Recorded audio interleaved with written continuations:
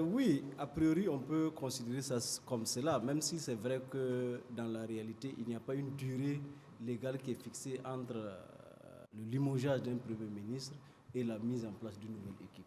Voilà. Donc, je dois pouvoir dire qu'au regard des termes de la Constitution et aussi de la charte de la transition, le président de la République nomme le Premier ministre et met fin à ses fonctions.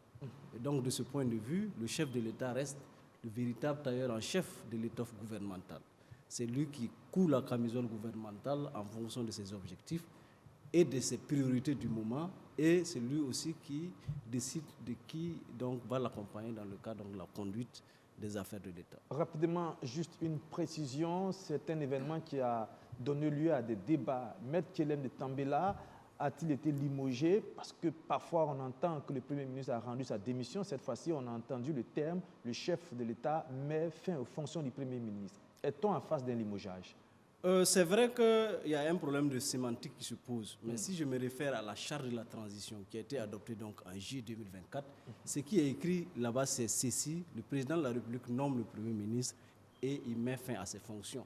C'est vrai que c'est une expression qui est un peu différente de ce qu'on avait l'habitude de voir dans les constitutions antérieures, à savoir que le président de la République le président du Faso nomme le Premier ministre et met fin à ses fonctions, soit sur sa demande, soit de son propre chef dans l'intérêt supérieur de la nation. C'est pour dire que dans l'ancien format constitutionnel, il y avait deux options.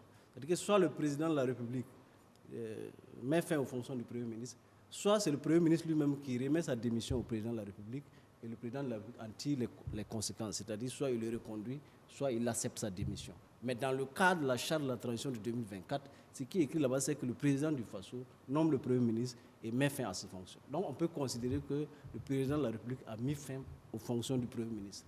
Donc c'est pour dire que le décret qui a été pris est conforme en tout cas à ce qui est écrit dans la charte de la transition de 2024.